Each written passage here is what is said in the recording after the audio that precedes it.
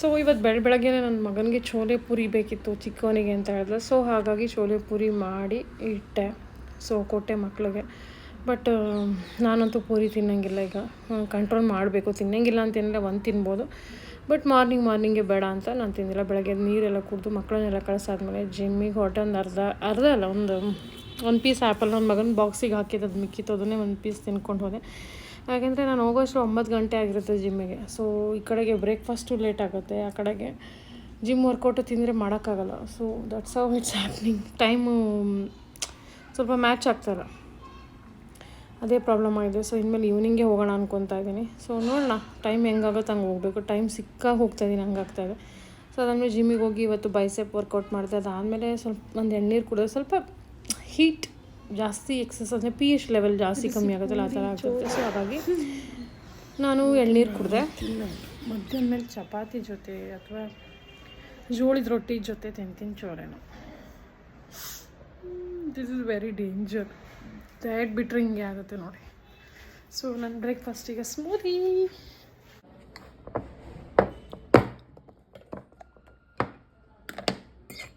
So ಸ್ವಲ್ಪ ಪಪ್ಪಾಯನೂ ಇತ್ತು ಅದ್ರ ಜೊತೆಗೆ. ಸೊ ಪಪ್ಪಾಯ ಮತ್ತು ಸ್ಮೂದಿ ಅಂತ ರೆಸಿಪಿ ನಿಮ್ಗೆ ಗೊತ್ತಾಯಿದೆ. ಸ್ಮೂದಿ ಮಾಡಿಕೊಂಡೆ. ಲೈಟ್ ವೈಟ್ ಇರುತ್ತೆ ಅಂತ ಅಷ್ಟೇ. ಸೊ ಮಾರ್ನಿಂಗ್ ಫ್ರೂಟ್ಸ್ ತೊಗೊಂಡ್ರೆ ಇಟ್ಸ್ ಗುಡ್ ಫಾರ್ ಅ ಗಟ್ ಅಂತ ಅಷ್ಟೇ. ಸೊ ಅದಾದಮೇಲೆ ಆಫ್ಟರ್ನೂನ್ ಅಂತೀನಿ, ಇದನ್ನೇ ತಿಂದೆ ನಾನು.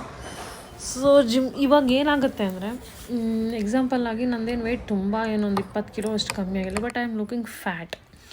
ಯಾಕಂತಂದರೆ ಶುಗರ್ ತುಂಬ ತಿಂತೀನಿ, ಫ್ಯಾಟ್ ಜಾಸ್ತಿ ಆಗಿದೆ. ಸೊ ಮಸಲ್ ಜಾಸ್ತಿ ಆಗೋದು ಬೇರೆ, ಫ್ಯಾಟ್ ಜಾಸ್ತಿ ಆಗಿದೆ. Muscle cells are very small as compare to fat cells ದಪ್ಪ ಇರೋದ್ರಿಂದ ನೀವು ಒಂದು 3 ಕಿಲೋ ಜಾಸ್ತಿ ಆದ್ರೂ, ಒಂದು 5-6 ಕಿಲೋ ಜಾಸ್ತಿ ತುಂಬ ದಪ್ಪ ಕಾಣಿಸ್ತೀವಿ. ಅದೇ ಮಸಲ್ ಜಾಸ್ತಿ ಆದರೆ ಉಲ್ಟಾ you will look slim.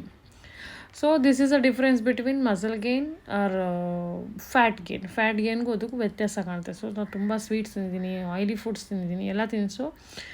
That's why I am looking too much fat. ನನಗೆ ಫೀಲ್ ಆಗ್ತಿದೆ, ಗೊತ್ತಿಲ್ಲ ನಿಮ್ಗೆ ಹೆಂಗೆ ಫೀಲ್ ಆಗ್ತಿದೆ ಅಂತ. But I am feeling like I am fat ಅನ್ನಿಸ್ತಾ ಇದೆ. So still I gained almost 10 kgs ಅಲ್ವಾ. ಸೊ 65ಇಂದ ಸೊ 10 kg 68 ನನಗೆ ಸಾಕು ಅಂತ ನನ್ನ ಹೈಟಿಗೆ. 68ಗೆ ಅಂತ ಅಂದರೆ ನನಗೆ ಒಂದು ಆಲ್ಮೋಸ್ಟ್ 8 ಕಿಲೋ ಅಷ್ಟು ನಾನು ವೆಯ್ಟ್ ರೆಡ್ಯೂಸ್ ಮಾಡ್ಕೊಬೇಕು. ಸೊ ಮಧ್ಯಾಹ್ನಕ್ಕೆ ಅಗೇನ್ ನಾನು ಮಾಡಿದೆ, ಚೋಲೆ ಇತ್ತು, ಅದ್ರ ಜೊತೆಗೆ ಸ್ವಲ್ಪ ಒಂದು ಸೊಪ್ಪಿನ ಪಲ್ಯ ಮಾಡ್ಕೊಂಡು ಜೋಳದ ರೊಟ್ಟಿ ಮತ್ತು ಆ್ಯಸ್ ಯೂಶ್ವಲ್ ವೆಜಿಟೇಬಲ್ ಜೊತೆ ತೊಗೊಂಡೆ. ಸೊ ಈಗ ಪ್ರಾಪರ್ ಡಯಟ್ ಫಾಲೋ ಮಾಡಲೇಬೇಕು. There is no other alternative. ಹಂಗಾಗಿದೆ ನನ್ನ ಕತೆ ಇವಾಗ. ಸೊ ಬ್ಯಾಲೆನ್ಸ್ ಆಗಿ ಪ್ರೋಟೀನು ಮತ್ತು ಕಾರ್ಬ್ಸು, ನೀರು, ನಿದ್ದೆ, exercise, everything has to be balance. ಅದಾದ್ರೇ ಮಾತ್ರ ವೆಯ್ಟ್ ಲಾಸ್ ನನ್ನ ಕೇಸಲ್ಲಂತೂ ಆಗೋದು. ಅದರ್ವೈಸ್ ಯಾವುದು ಆ ಕಡೆಗೆ ಈ ಕಡೆಗಾದರೂ ನನ್ನ ಕೇಸಲ್ಲಿ ಈ ವೆಯ್ಟ್ ಲಾಸ್ ಆಗೋದು ತುಂಬಾ ಕಷ್ಟ. That I am in the phase of 41 years ಅಲ್ವಾ, ಅಂದರೆ ಆಲ್ಮೋಸ್ಟ್ 41ಗೆ ಬರ್ತಾಯಿದ್ದೀನಿ. So it's very difficult. So not only weight ಕಮ್ಮಿ ಆಗಬೇಕು ಅನ್ನೋದಕ್ಕಿಂತಲೂ ಹೆಲ್ದಿ ಆಗಬೇಕು. So that is my goal ನಾವು.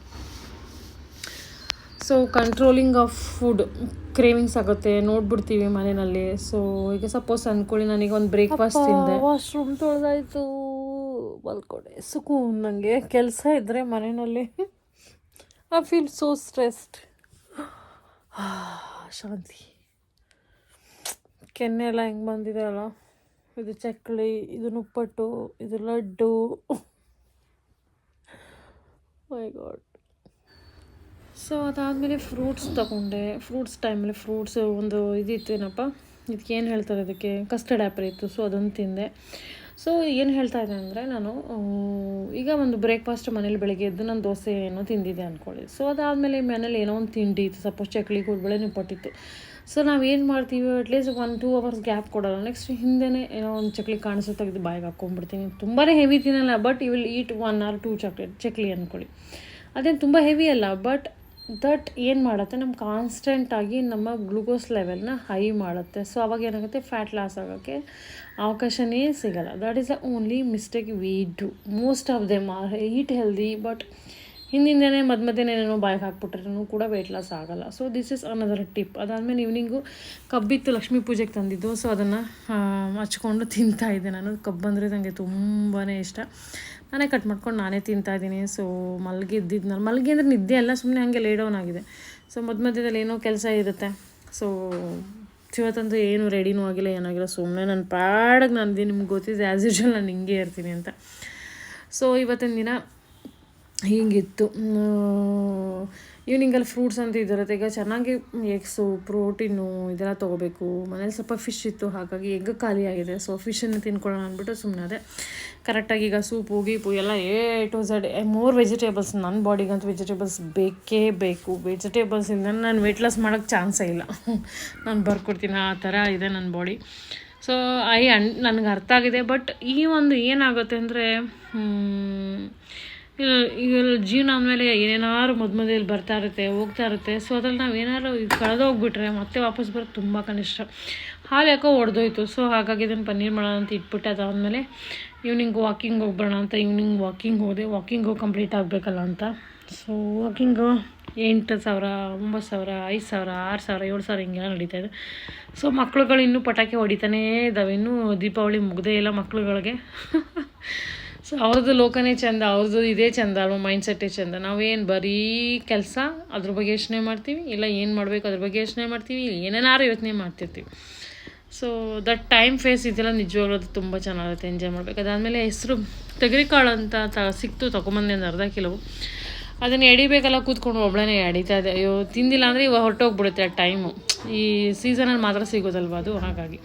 ಅದಾದಮೇಲೆ ಫಿಶ್ ಇತ್ತು, ಮ್ಯಾರಿನೇಟ್ ಮಾಡಿಟ್ಟಿದ್ದು, ಅದನ್ನು ಫ್ರೈ ಮಾಡಿದೆ, ತಿಂದೆ ನಾನು. ಸಕ್ಕತ್ತಾಗಿತ್ತು ಫಿಶು, ಕೇಳಬೇಡಿ. ಫಿಶ್ ಫ್ರೈ मैंने डिस्कवरी किया. कैसे किया आपने? मेरे को भी सिखा दो. ಈ ಫಿಶ್ ಫ್ರೈ ಕಲಿಯೋಕೆ ನಾನು ಎಷ್ಟೋ ವರ್ಷದಿಂದ ಟ್ರೈ ಮಾಡ್ತಿದ್ದೆ. ಆಕ್ಸಿಡೆಂಟಲ್ ಸಕ್ಸಸ್ ಹೋಗೋಯ್ತು. ಎಷ್ಟು ಕ್ಲಾಸಿಕ್ ಆಗೋದು ಅಂದರೆ